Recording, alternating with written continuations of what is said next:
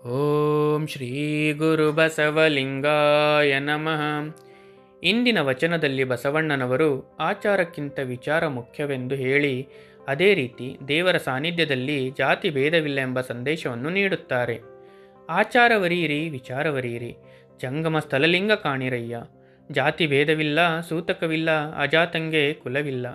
ನುಡಿದಂತೆ ನಡೆಯದಿದ್ದಡೆ ಕೂಡಲ ಸಂಗಯ್ಯ ಮೆಚ್ಚ ಕಾಣಿರಯ್ಯ. ಆಚಾರವರೀರಿ ವಿಚಾರವರೀರಿ ಅಂದರೆ ಆಚಾರವನ್ನು ತಿಳಿದುಕೊಳ್ಳಿರಿ, ವಿಚಾರವನ್ನು ತಿಳಿದುಕೊಳ್ಳಿರಿ. ಮಾನವನ ಜೀವನದಲ್ಲಿ ಆಚರಣೆಗಳು ಇವೆ, ಆದರೆ ಅವುಗಳ ಹಿಂದೆ ಇರುವ ಅರ್ಥವನ್ನು ಅರಿಯುವುದು ಇನ್ನೂ ಮುಖ್ಯ. ಕೇವಲ ಆಚರಣೆ ಮಾಡಿದರೆ ಸಾಕಾಗುವುದಿಲ್ಲ, ಅದರ ಒಳಗಿನ ಸತ್ಯವನ್ನು ತಿಳಿದುಕೊಳ್ಳಬೇಕು ಎಂದರ್ಥ. ಜಂಗಮ ಸ್ಥಳಲಿಂಗ ಕಾಣಿರಯ್ಯ. ಜಂಗಮ ಸ್ಥಳದಲ್ಲಿ ಲಿಂಗದ ತತ್ವವನ್ನು ಕಾಣಿರಿ.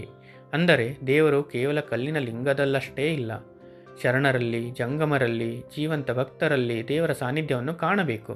ಅಲ್ಲಿ ದೇವರ ಜೀವಂತ ಅನುಭವ ಸಿಗುತ್ತದೆ ಎಂದರ್ಥ.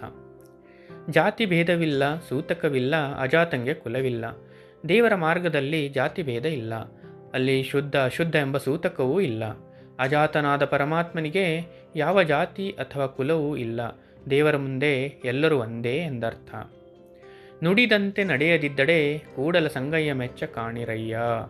ನಾವು ಹೇಳುವ ಮಾತಿನಂತೆ ನಾವು ನಡೆದುಕೊಳ್ಳದಿದ್ದರೆ, ಮಾತು ಮತ್ತು ನಡೆ ಒಂದಾಗದಿದ್ದರೆ ನಮ್ಮ ಜೀವನದಲ್ಲಿ ಸತ್ಯತೆ ಇರುವುದಿಲ್ಲ.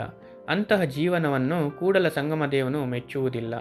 ದೇವರಿಗೆ ಇಷ್ಟವಾಗುವುದು ಕೇವಲ ಮಾತು ಅಲ್ಲ, ಸತ್ಯವಾದ ನಡೆ. ಮಾತು, ಮನಸ್ಸು ಮತ್ತು ನಡೆ ಒಂದಾಗಿದ್ದಾಗ ಅದೇ ನಿಜವಾದ ಭಕ್ತಿ.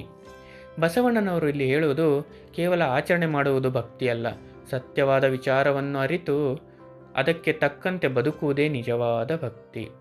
ಓಂ ಶ್ರೀ ಗುರು ಬಸವಲಿಂಗಾಯ ನಮಃ.